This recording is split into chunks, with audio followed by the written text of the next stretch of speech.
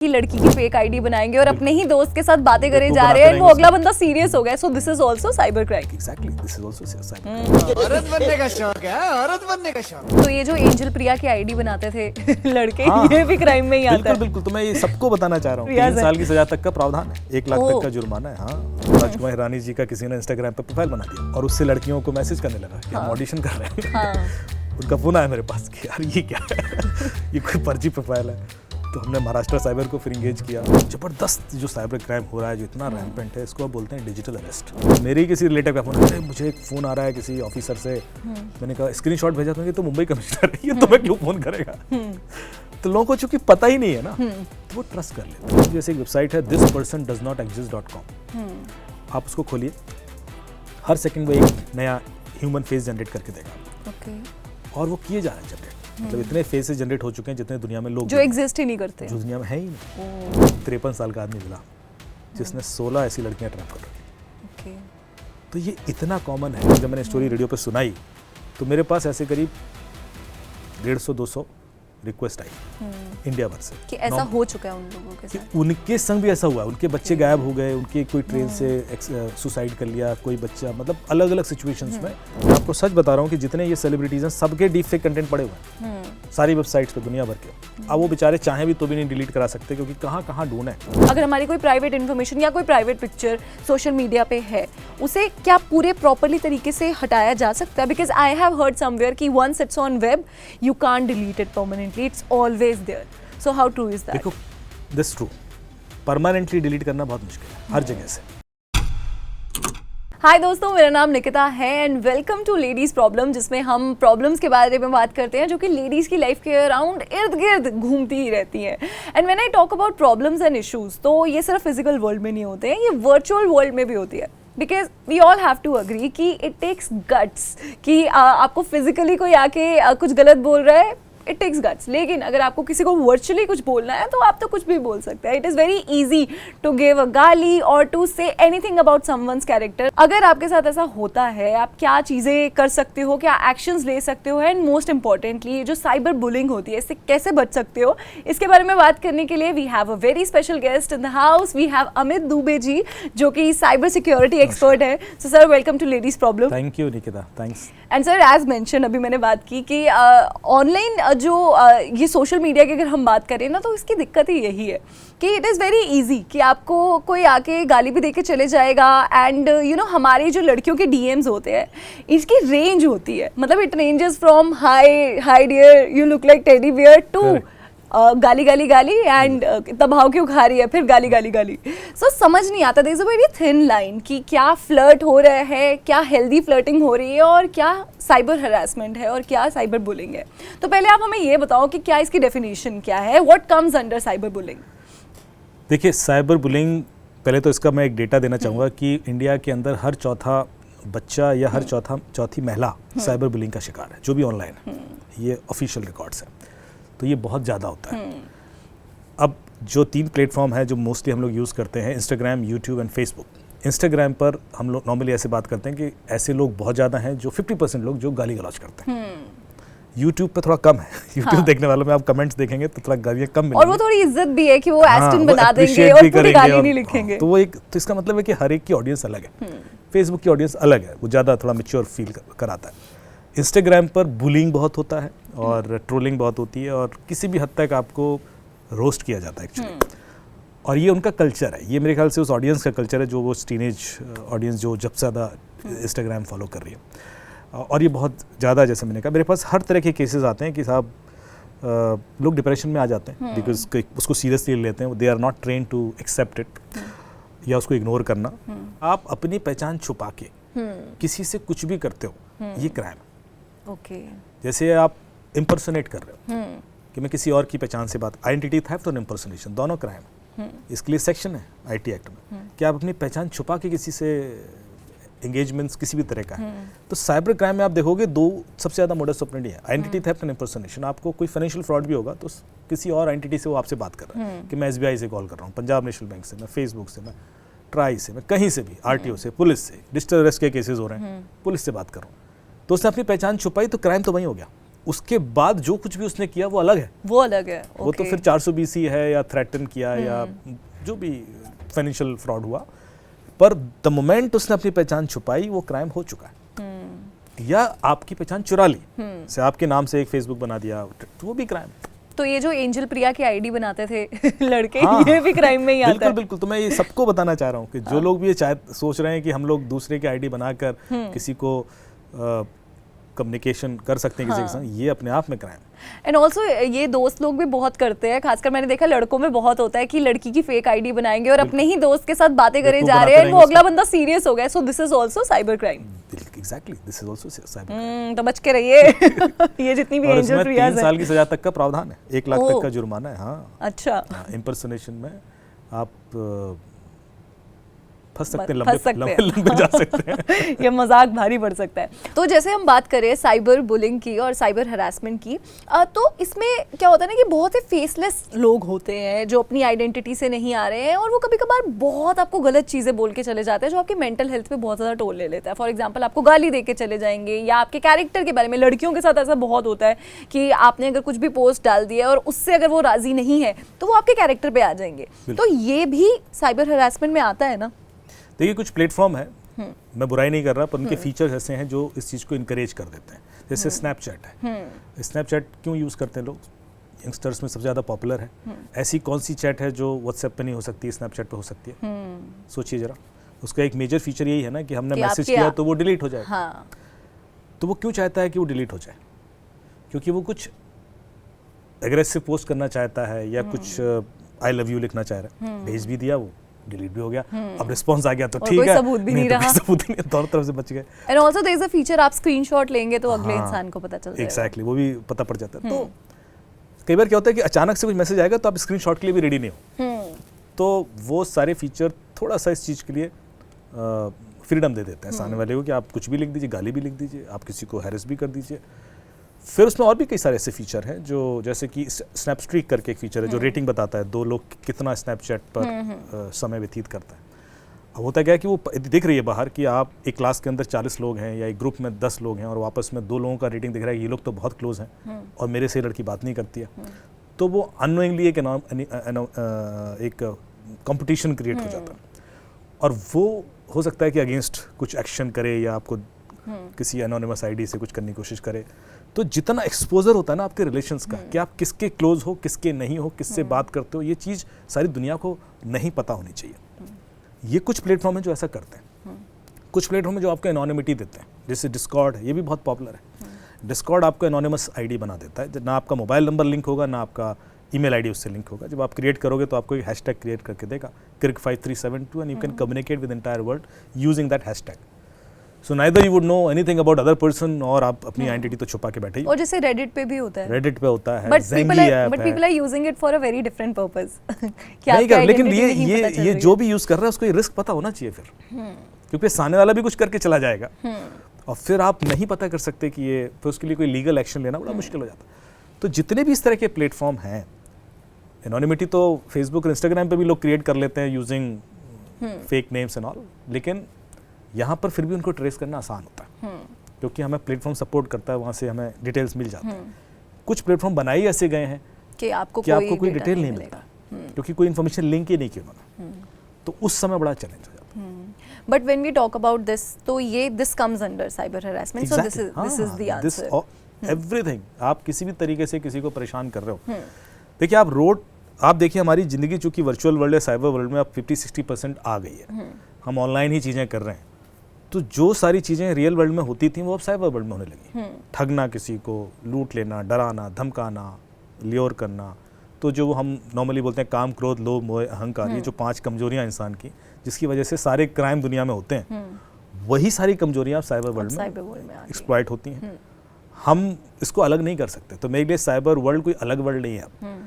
लोग कहते हैं साइबर क्राइम की डेफिनेशन, कोई डेफिनेशन नहीं। जो भी क्राइम हो रहा था अब सब साइबर स्पेस में हो रहा है। मर्डर्स हो रहे हैं साइबर स्पेस की वजह से, किडनैपिंग्स प्लान हो रही हैं, ठगी तो होती ही है, कॉन्स्पिरेसीज हो रही हैं, हैरेसमेंट हो रहा है। तो जो भी चीज़ें रियल वर्ल्ड में पहले थी वो मूव हो गई, क्योंकि अब यहाँ हम इंटरेक्ट ज़्यादा कर रहे हैं लोगों से, वो प्लेटफॉर्म में वो फ्लेक्सिबिलिटी प्रोवाइड करते हैं। बिल्कुल। सो आप मुझे बताओ कि how to deal with this online trolls, क्योंकि इनको तो कोई डर नहीं है, एनोनिमिटी इन्होंने मतलब अपनी बना के रखी है, फेक आईडी है और कुछ भी नहीं पता चल रहा है, तो इनके साथ कैसे डील किया जाए रादर देन, मतलब I know this is one foolproof एक तरीका है कि इनको इग्नोर कर दो, बट अगर हम इग्नोर नहीं करना है तो हम क्या कर सकते हैं to deal with them? Clear cut कुछ मैं इसको बोलता हूँ कि empowering women in cyber space. बहुत सारी ऐसी चीज़ें हैं जो एक एक करके बताऊंगा जो आपने इस्तेमाल करनी है। पहले तो इंटरनेट पर कोई भी व्यक्ति इंटरनेट एक्सेस नहीं कर सकता जब तक वो अपनी लोकेशन ना दे। आप गौर से सोचिए कि जैसे हम इंटरनेट से कनेक्ट होते हैं हमारा आईपी एड्रेस चला जाता है, तो उसका आईपी तो है कहीं ना कहीं लॉक्ड। अब आप कोई परेशान कर रहा है, आप थोड़ा सा स्मार्ट हो गए तो उसकी लोकेशन आप निकाल सकते हो। ठीक है। कई सारे टूल्स हैं, मैं एक दो टूल्स का नाम ले देता हूँ, लेकिन ये क्रिमिनल को भी पता पड़ जाएगा। प्रॉब्लम ये है। लेकिन ऐसे बहुत सारे हैं, जैसे ग्रेबिफाई करके एक टूल है, आप इंगेज करके लिंक भेजेंगे, क्लिक करेगा, आपको उसका लोकेशन आ जाएगा या आईपी एड्रेस आ जाएगा, डिवाइस टाइप आ जाएगा, तो बहुत सारी डिटेल आ जाती हैं। आप चाहें तो एक लिंक है जैसे privacy.net/analyzer, तो उसमें स्टार्ट टेस्ट बटन आएगा और वो बहुत सारी इन्फॉर्मेशन आपके मोबाइल या लैपटॉप की चुरा के सामने दिखाएगा। ओके।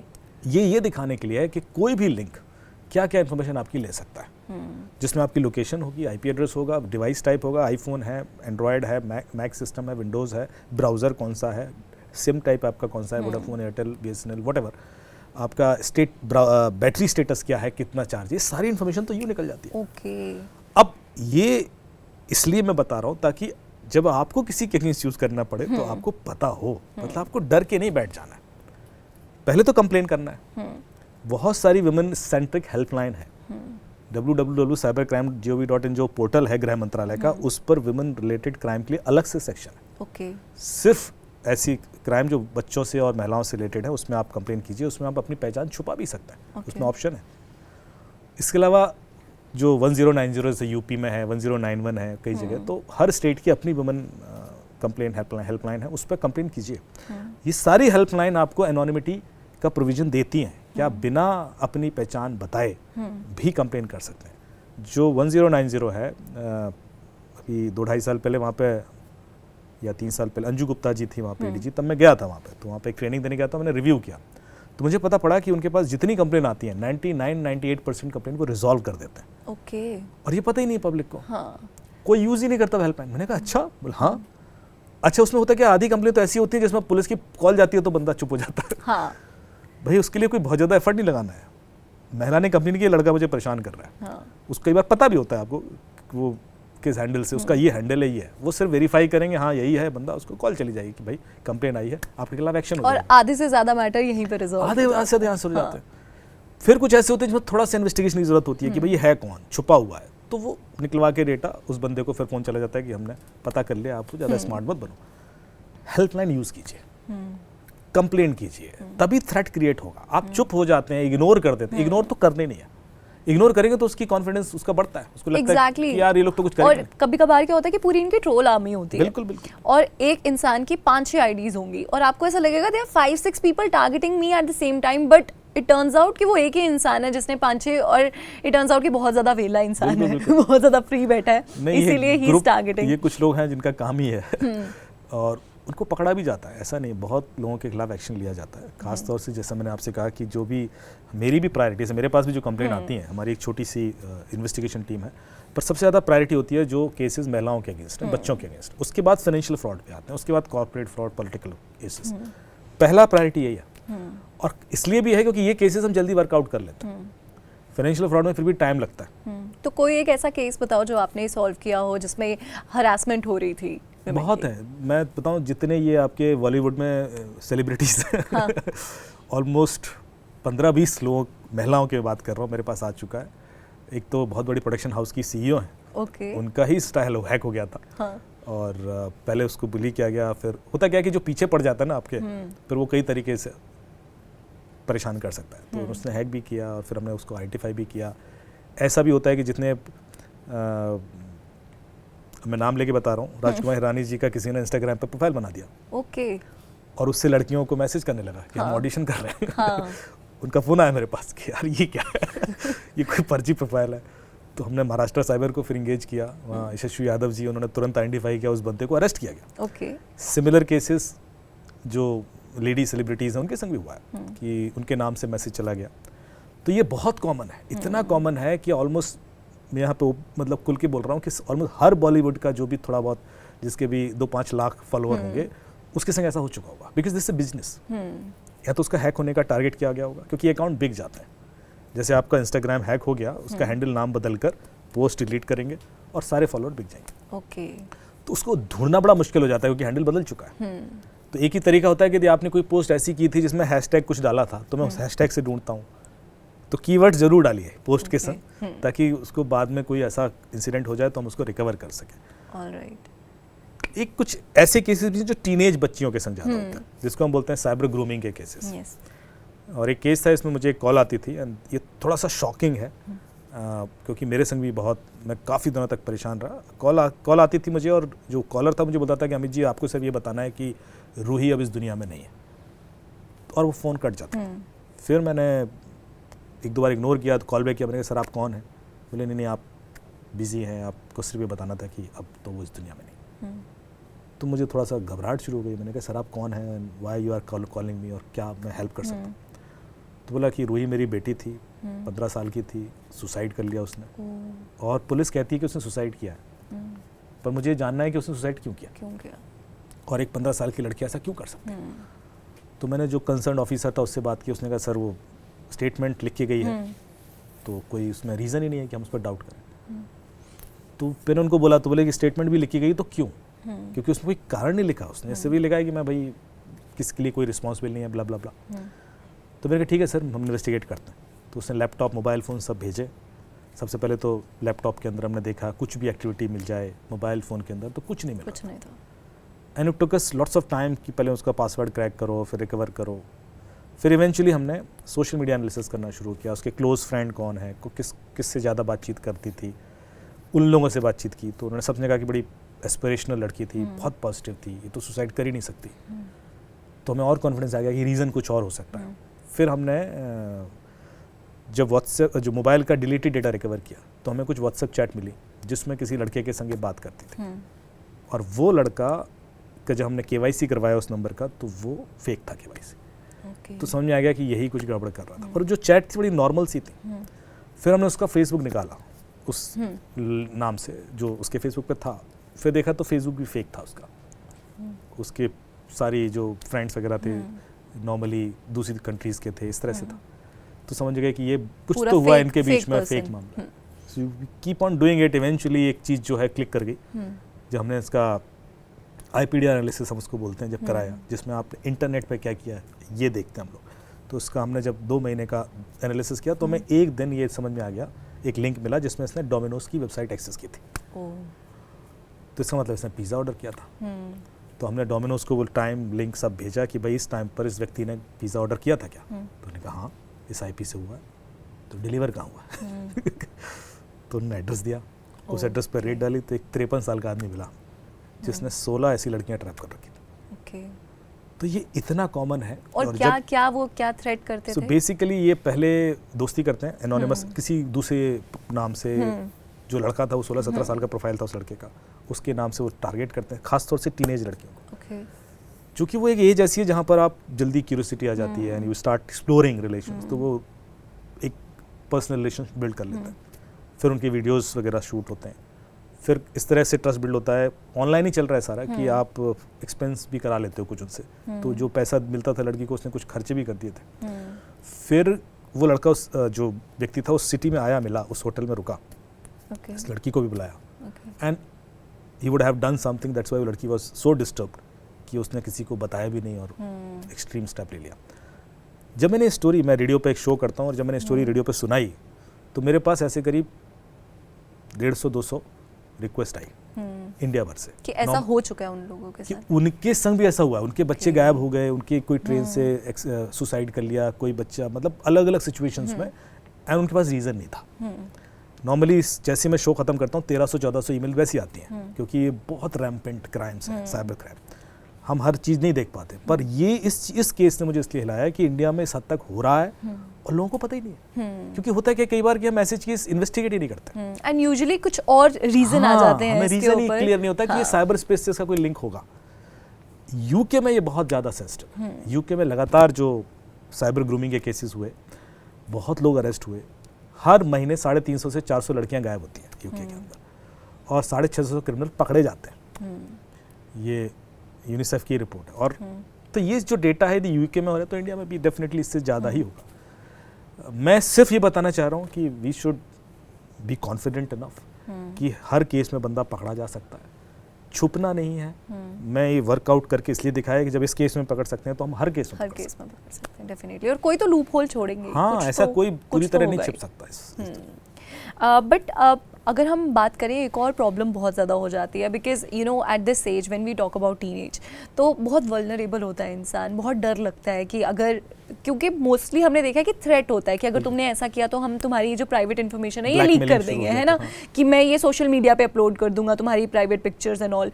और बहुत बार लड़कियों को ये भी डर लगता है कि अगर चली गई तो उसके बाद क्या प्रोसेस है, उसे हटाने का क्या प्रोसेस है, बहुत मुश्किल सा लगता है। सो आप मुझे बताओ कि इज़ इट पॉसिबल, अगर हमारी कोई प्राइवेट इन्फॉर्मेशन या कोई प्राइवेट पिक्चर सोशल मीडिया पे है, उसे क्या पूरे प्रॉपरली तरीके से हटाया जा सकता है? Because I have heard somewhere कि once it's on web you can't delete it permanently, it's always there. So how true is that? देखो, दिस ट्रू, परमानेंटली डिलीट करना बहुत मुश्किल है हर जगह से, क्योंकि उसकी कॉपीज़ बनना शुरू हो जाती हैं, आर्काइव्स बनना शुरू हो जाते हैं, और ऐसी साइट्स पे जाएगी वो पिक्चर जो आप उन साइट तक पहुंच भी नहीं पाएंगे। तो आप रिक्वेस्ट कैसे करेंगे? और जहां तक भी पहुंचोगे उनको भी यदि आप रिक्वेस्ट करोगे तो it takes time. Court order लेकर आप रिक्वेस्ट करके डिलीट करा सकते हो, पर लोगों ने स्क्रीनशॉट ले लिया तो वो डेटा तो कहीं ना कहीं रहता ही है। लेकिन मैं दूसरे एंगल से इसको एनालाइज करता हूँ कि ज़रूरी नहीं कि वो आप ही की पिक्चर है। आज तो AI आ गया है। एग्जैक्टली, आपका फेस लेकर मैं इतनी ऑथेंटिक इमेज बना सकता हूँ, वीडियो बना सकता हूँ और वो डाल दूंगा।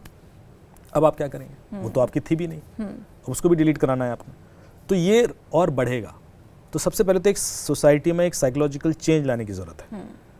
मैं आपको सच बता रहा हूँ कि जितने ये सेलिब्रिटीज़ हैं सबके डीप फेक कंटेंट पड़े हुए हैं सारी वेबसाइट्स पे दुनिया भर के। अब वो बेचारे चाहें भी तो भी नहीं डिलीट करा सकते, क्योंकि कहाँ कहाँ ढूंढें, इसके लिए कोई सर्विस नहीं है कि आप सारा ढूंढ के फिर, और ये एक बार डिलीट कराएंगे तो दोबारा आ जाएंगे। ऐसा भी कोई लॉ भी नहीं है।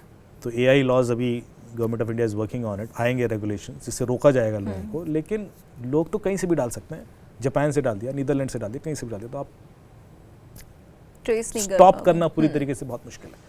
तो पहले मेरे ख्याल से जो मैसेज देना चाहूँगा कि आप डरें ना। मेरा कोई भी आज की डेट में, हम एक वीडियो बना के डालते हैं, 1 लाख लोग लाइक करते हैं तो 10,000 डिसलाइक भी कर देते हैं। उसमें से 4 लोगों ने आपका कुछ बुली करना शुरू कर दिया, एक वीडियो बना के डाल दिया। तो it should not impact you, because आप ऐसे वर्ल्ड में हैं और ये आपके संग नहीं हो रहा है, सारी दुनिया के संग हो रहा है। तो आपको इस चीज़ समझने की ज़रूरत है। आपको इम्पैक्ट नहीं होना है, अदरवाइज आपकी ग्रोथ रुक जाएगी, आप फोकस डिस्ट्रैक्ट हो जाएंगे।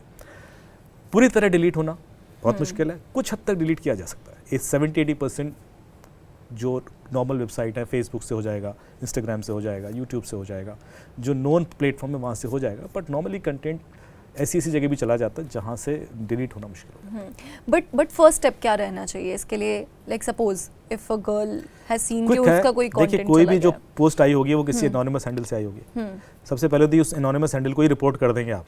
50 लोग रिपोर्ट करेंगे तो कल के दिन वो रिमूव हो जाएगा। ओके, तो आप अपने फ्रेंड्स फैमिली के जो व्हाट्सएप ग्रुप होते हैं कि भाई इसको, मेरे पास जब आता है कि इसको हटाना है तो मैं यही करता हूँ, सारे पुलिस ग्रुप में डाल देता हूँ कि ये कंप्लेन आई है, ये कोई इसको थ्रेटन कर रहा है या इसकी इमेजेस मॉर्फ करके डाल रखी है, इस प्रोफाइल को डिलीट करना। और अगर 50 लोग रिपोर्ट कर देते हैं एट द सेम टाइम तो वो कंटेंट हट जाता है। बिल्कुल। ओके, पुलिस को भी कंप्लेन करें तो पुलिस की तरफ से भी रिक्वेस्ट चली जाती है। सो पुलिस के पास ये पावर है, वो एक 91 CRPC का रिक्वेस्ट भेज देगा, जो अभी शायद BNS के बाद क्लॉज वो चेंज हो गया सेक्शन 93 या समथिंग, बट उसके थ्रू वो कोई भी इंफॉर्मेशन को डिलीट कराने के लिए रिक्वेस्ट कर सकती है।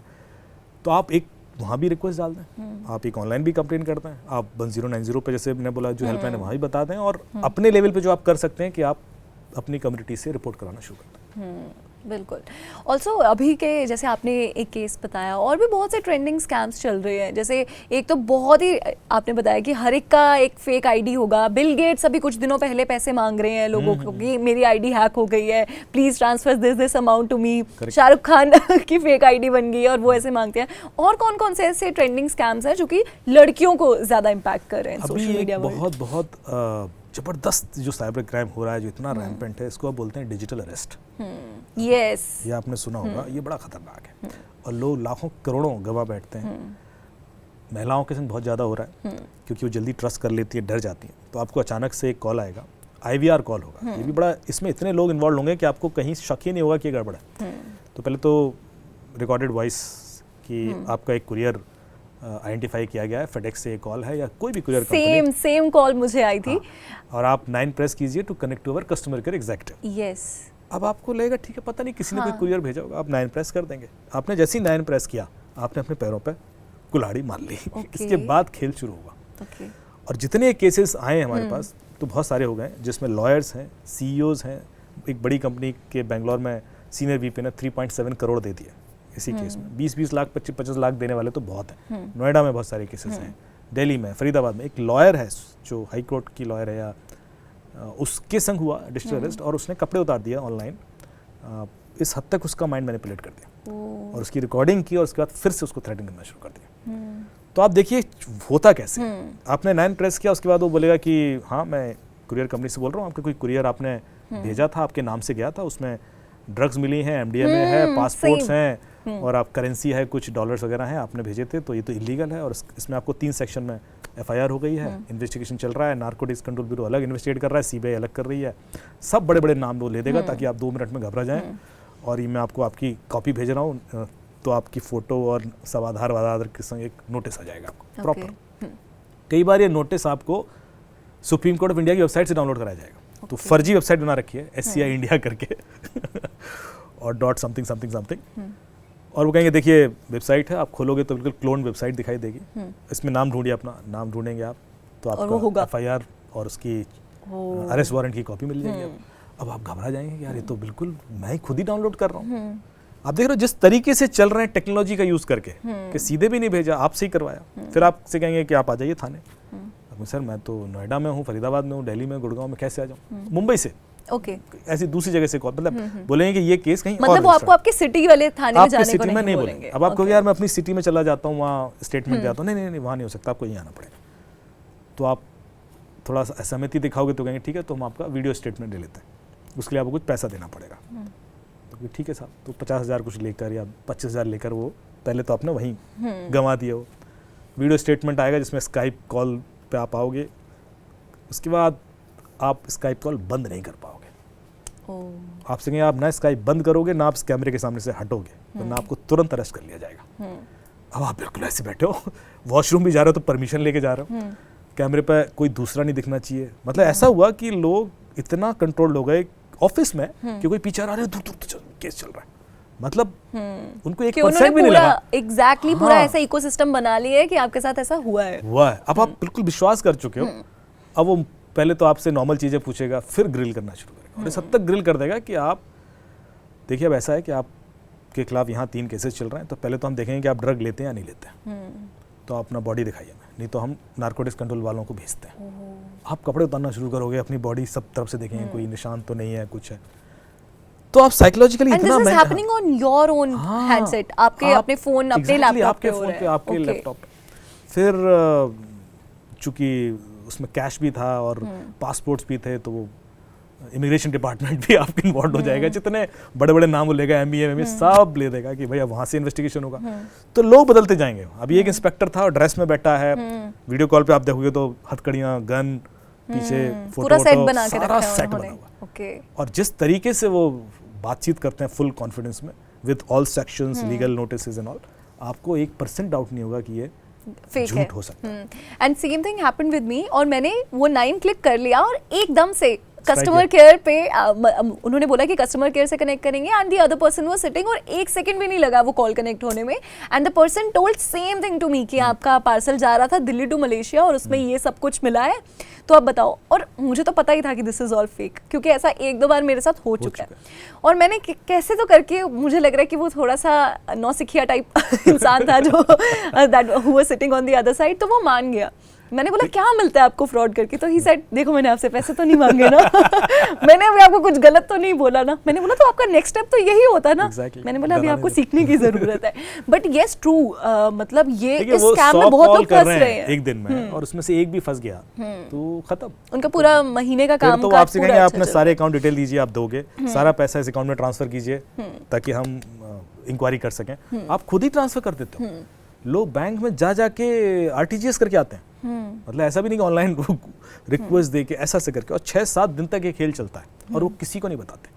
तो इससे बचने का क्या तरीका है, एक फुल प्रूफ तरीका क्या है? बचने का तरीका है कि आपको पता होना चाहिए कि ये फ्रॉड है।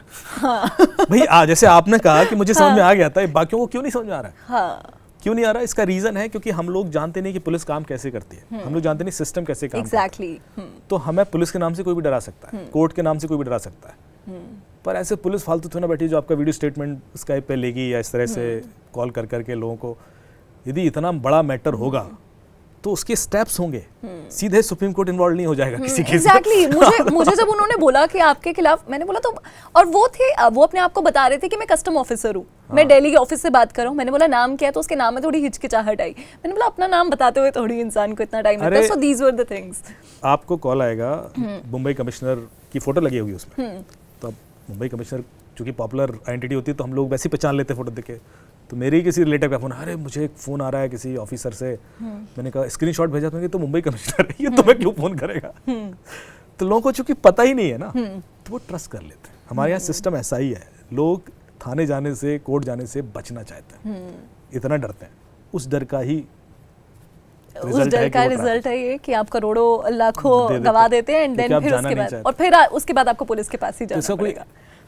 दूसरा सोल्यूशन नहीं है, सिंपल सोल्यूशन है कि आपको पता होना चाहिए कि ऐसे सिस्टम नहीं काम करता। Nobody can call you and threaten you on video statement वगैरह नहीं होते ऐसे। तो यदि पता है आपको, यदि हम ये अवेयरनेस फैला देते हैं तो नहीं होगा। बट आप बताओ कि कोई ऐसे ऐप्स हैं पर्टिकुलर जिनसे हमें बच के रहना चाहिए जो है ही फ्रॉडुलेंट? देखिए, जितने भी प्ले स्टोर या ऐप स्टोर पर ऐप्स आते हैं वो नॉर्मली एक सिक्योरिटी प्रोविजन के थ्रू टेस्ट होके आते हैं, लेकिन फिर भी कई सारे ऐप ऐसे हो जाते हैं जो जिनके थ्रू फ्रॉड हो जाता है। लेजिट ऐप्स हैं जैसे quick support, team viewer, AnyDesk, ये ऐसे ऐप हैं जो आपकी स्क्रीन शेयर कर देते हैं। तो लोग किसी बहाने से आपके फ़ोन में इंस्टॉल कराएंगे, कोड ले लेंगे, स्क्रीन शेयर होगी, उसके बाद पैसे ट्रांसफर होना शुरू, क्योंकि स्क्रीन ही शेयर हो गई। अब जो भी OTP आएगा वो देख ही लेंगे। पहले आपसे कहेंगे 1 रुपये ट्रांसफ़र कीजिए, वो 1 रुपये के चक्कर में आप सारी डिटेल भर देंगे उस फॉर्म में। तो वो step by step screen share करा के आपका पैसा उड़ा लेंगे। तो ऐसी ऐप से बचना है। किसी के भी कहने से कोई भी ऐप आपके फ़ोन में इंस्टॉल नहीं करना है। कोई भी आप गेम इंस्टॉल कराएगा, हो सकता है वो गेम आपका OTP चुरा रहा हो, आपको क्या पता कि इस गेम का पर्पस है क्या है। जैसे बच्चे हैं, गेम इंस्टॉल कर लेते हैं, बच्चों के थ्रू भी लोग आपके फ़ोन में पहुंचते हैं। जैसे जो लेडीज़ हैं उनके फ़ोन उनके बच्चे भी यूज़ कर रहे हैं। अब वो कई सारे गेम ऐसे हैं इसमें मल्टी चैट फैसिलिटी है। बच्चों को लगता है जैसे रोब्लॉक्स गेम है कि जो सामने वाला खेल रहा है वो मेरी एज का ही होगा, उनका माइंड सेट वैसा है। पर हर एक गेम में 50% बड़े लोग हैं, उसमें से काफ़ी सारे क्रिमिनल हैं। वो आपके फ़ोन को हैक करना चाह रहे हैं। वो आपको एक लिंक भेजेंगे, बच्चा क्लिक करेगा, बहुत सारी इन्फॉर्मेशन बाहर चली गई, वो बताना शुरू करेगा, अरे पटना में बैठे हो, फ़ोन तो तुम्हारा 20% चार्ज है, वोडाफोन का सिम यूज़ करते हो। अब बच्चा क्यूरियस हो जाएगा कि यार तुम्हें कैसे पता ये चीज़ है, मुझे भी बताओ, ये ऐप इंस्टॉल करो ना, खेल खत्म। तो आपने किसी के भी कहने से कोई ऐप इंस्टॉल नहीं करना है। लोन ऐप्स थी, लोगों ने सुसाइड कर लिया लोन ऐप्स के चक्कर में। भोपाल में एक पूरी फैमिली थी, लोन ऐप्स के चक्कर में 3 बच्चे थे, and husband and wife, they all committed suicide because of this. क्योंकि ये इतना थ्रेटन शुरू हो गया, उनकी नेकेड पिक्चर्स, उनके बच्चों की पिक्चर्स वायरल, मतलब वो उनके रिश्तेदारों को भेजनी शुरू कर दी, धमकी कि ये कर देंगे, वो कर देंगे। दे वर सो स्केयर्ड। तो डराना किसी को, लोगों को, और ऐसी आजकल मॉक पिक्चर्स बनती हैं कि आप डिफरेंशिएट नहीं कर सकते। एग्जैक्टली। बट एक और चीज़, जैसे AI आया है तो हमें लगा कि थोड़ी और हेल्प हो जाएगी, लेकिन इसका एक और मिसयूज़ बहुत हो रहा है, जैसे डीप फेक वीडियोज़ और ये मोफ्ड पिक्चर्स हैं। तो कैसे आइडेंटिफाई करें which one is the correct picture और कौन सी फेक है? बहुत सारे टूल हैं जिसके थ्रू आप कर सकते हो। जैसे कि कोई वीडियो आपने करना है तो एक टर्किश टूल है scanner.deepware.ai, deepware.ai, उस पर आप YouTube का लिंक भी डाल के आप स्कैन कर सकते हो। इसी तरह से content@scale.io करके एक टूल है। आप डीप फेक डिटेक्शन टूल्स देंगे तो बहुत सारे फ्री टूल मिल जाएंगे जो आपको इमेज और ऑडियो वीडियो आप स्कैन कर सकते हो। एक चीज़ और मैं आपको बता दूं कि जैसे एक वेबसाइट है thispersondoesnotexist.com, आप उसको खोलिए, हर सेकंड वो एक नया ह्यूमन फेस जनरेट करके देगा आपको। और वो किए जा रहे हैं जनरेट, मतलब इतने फेसेस जनरेट हो चुके हैं जितने दुनिया में लोग जो एग्जिस्ट ही नहीं करते, जो दुनिया में है ही नहीं। अब वो जो फेसेस जनरेट कर रहा है, आप यदि खोलिए तो आप चौंक जाओगे, अरे इतना ह्यूमन फेस, इतना प्रेटी फेस, और बच्चे का भी हो सकता है, बड़े का भी हो सकता है, सीनियर सिटीजन का भी हो सकता है, एंड वो उस फेसेस का क्रिमिनल यूज़ करते हैं अपने प्रोफाइल बनाने में। तो कई बार जो आपको रिक्वेस्ट आ रही है, जो महिलाओं के संग अक्सर मैंने देखा, बहुत सारी एजुकेटेड महिलाएं वो ट्रैप हो जाती हैं क्योंकि वो ट्रस्ट कर लेती हैं उस आइडेंटिटी पर। तो आइडेंटिटी को वेरीफाई कीजिए। उसके लिए हम करते हैं गूगल इमेज सर्च।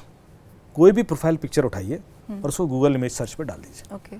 वो इमेज जहाँ जहाँ भी इस्तेमाल हो रही जिस भी सोशल मीडिया वो आपको दिखना शुरू हो जाएगा। यदि आपको दिखता है यार इमेज तो यहाँ भी यूज हो रही है, तो इसका है ही नहीं अकाउंट, थोड़ी देर में समझ में आ जाएगा। It's very simple. दूसरी चीज जो आपने चेक करनी है कि ये अकाउंट बना कब, क्रिएशन डेट क्या है। तो उसके लिए कई सारे टूल हैं, जैसे socialblade.com है। उस पर आप फेसबुक का लिंक या ट्विटर का लिंक डालेंगे आप, तो आपको पता देगा कि कब क्रिएट हुआ एंड उसके फॉलोअर्स या फ्रेंड्स कैसे बढ़े। बेसिकली आपने फोकस करना है कब क्रिएट हुआ। वो आप एक चीज़ और आप फर्स्ट पोस्ट देख के भी निकाल सकते हो, क्योंकि नॉर्मली ये जो फ्रॉडस्टर्स होते हैं वो 2 महीने पहले 3 महीने पहले अकाउंट क्रिएट करते हैं, 2 हफ्ते पहले और बहुत ही शॉर्ट ड्यूरेशन के लिए करते हैं। तो आप, लेकिन उसके फ्रेंड्स बहुत होंगे, आप देखोगे 250, 300, 400 फ्रेंड्स होंगे, क्योंकि सारे बॉट्स हैं। तो ये गेम ही इस तरह से प्लान्ड होता है कि आप ट्रस्ट कर लो। बहुत हाई प्रोफाइल लोगों के संग उसकी फोटोज होंगी, सारी मॉर्फ हैं, आपको ट्रस्ट हो जाएगा, यार ये तो मिनिस्टर के साथ है, तो इसके संग है। खुद को वो CEO या IAS IPS दिखाएगा, तो आपको ट्रस्ट हो जाएगा, यार ये कौन इम्पर्सोनेट करेगा।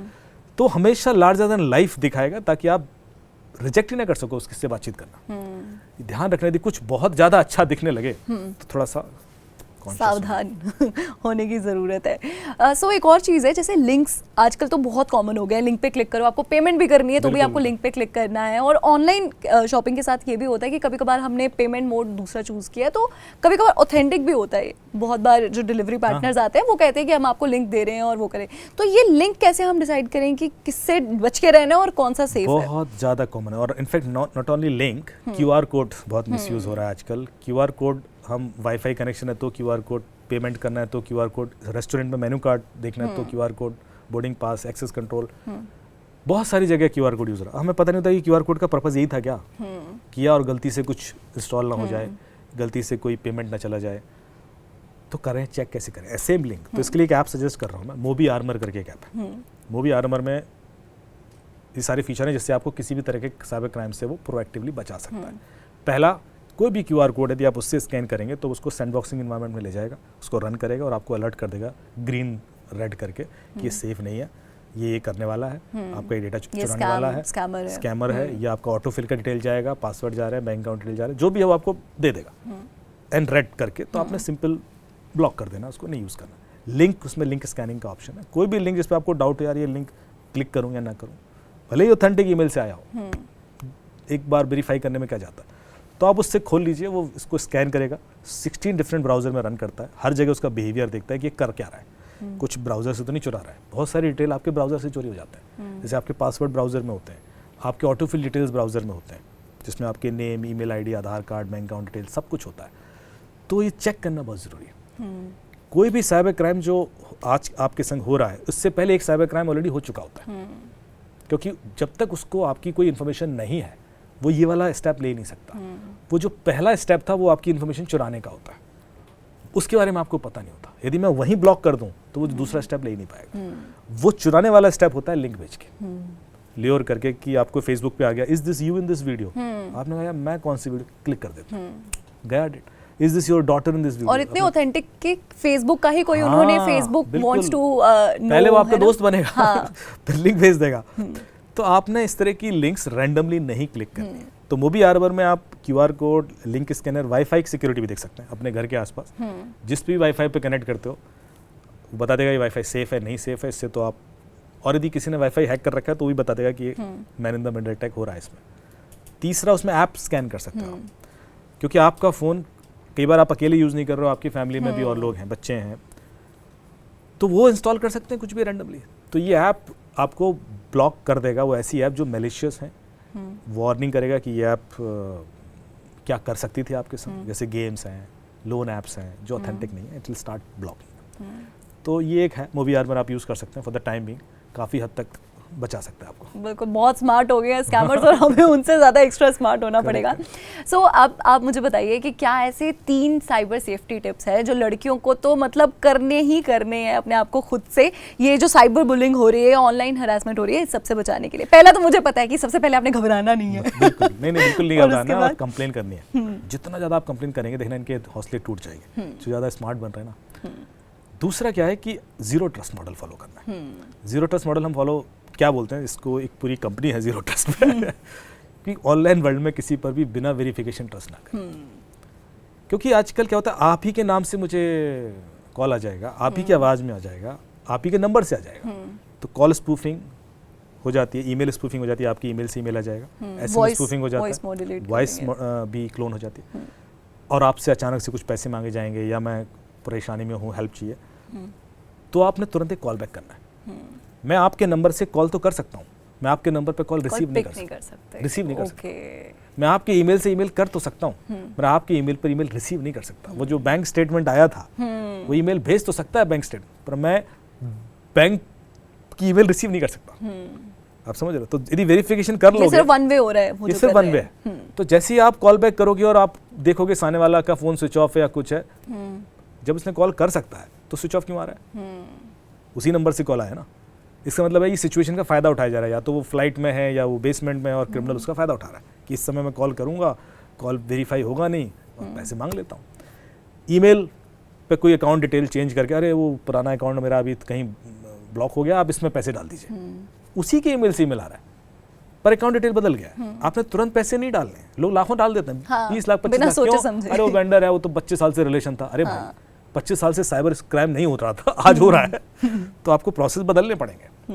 तो जीरो ट्रस्ट मॉडल फॉलो करना है। हर चीज जैसी वो पैसे वाले मुद्दे पे आ जाए, वेरिफिकेशन तुरंत स्ट्रांग कर लो, 2-3 चैनल पे वेरीफाई करो। हो सकता है उसका व्हाट्सएप हैक हो गया हो तो नॉर्मल कॉल करो, हो सकता है उसका नॉर्मल कॉल स्पूफ हो रहा है तो व्हाट्सएप पे चेक करो, बट अनलेस अनटिल 2-3 चैनल पे आपने नहीं वेरीफाई कर लिया, पैसा नहीं देना है। तो ये पहला एक जो लर्निंग है, और वो तो आपने बता ही दिया कि कंप्लेन तो करनी है, डरना नहीं है।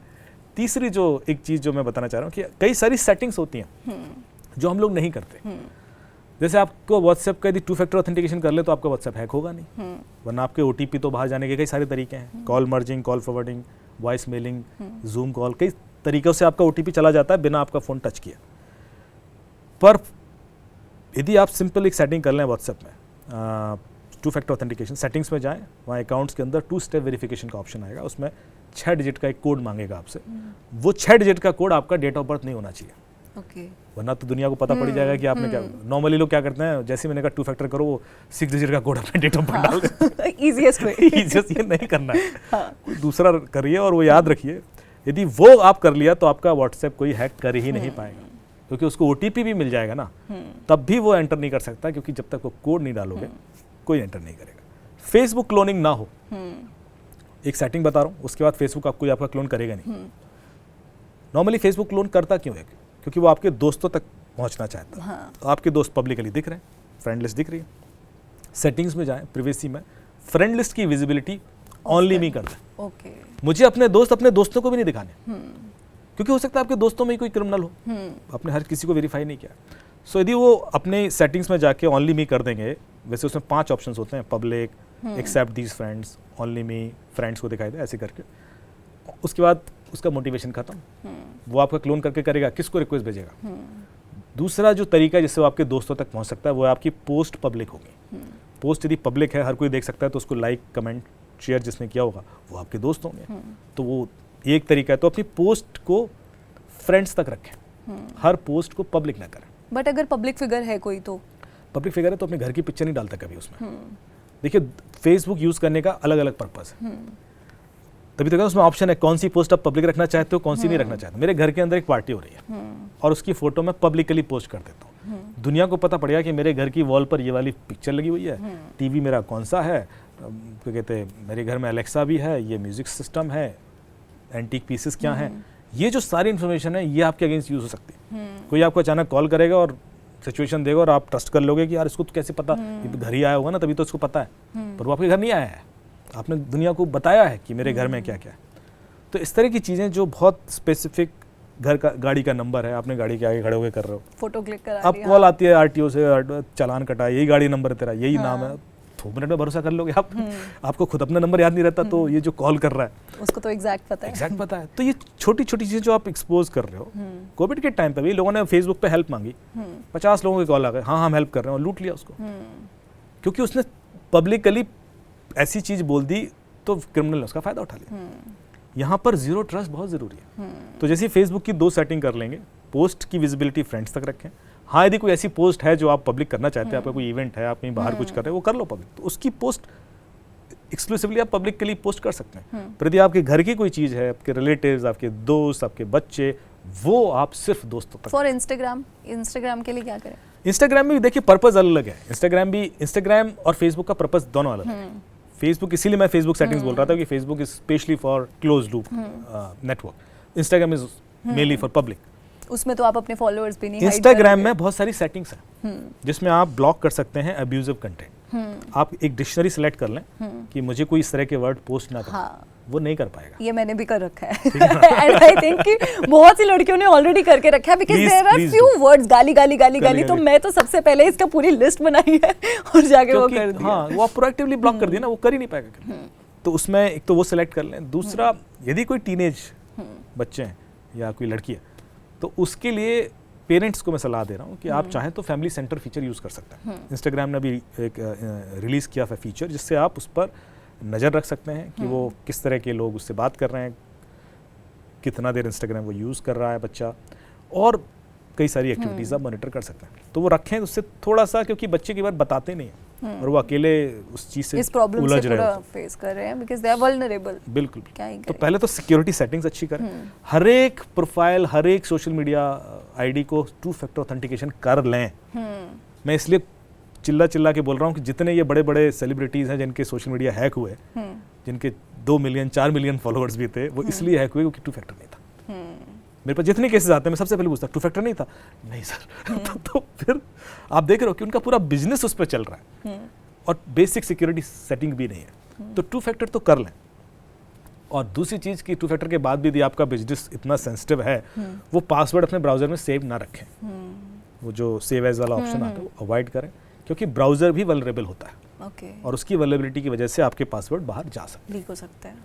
All right, so thank you so much. Thank you, बहुत ही निकिता। इन्फॉर्मेटिव ये जो पूरी कॉन्वर्जेशन है हो रही है, एंड आई एम अज्यूमिंग कि बहुत सी लड़कियां जो हैं वो ऑलरेडी कुछ चीज़ें कर रही होंगी, और जो नहीं कर रही हैं वो अब ये कर लेंगे, बिकॉज बहुत बड़ी लेडीज़ प्रॉब्लम है ये, जिसको आज हमने कवर किया है with Amit sir. So thank you so much for being with us, और इसी के साथ मिलेंगे एक और लेडीज़ प्रॉब्लम में। तब तक के लिए stay tuned to G switch.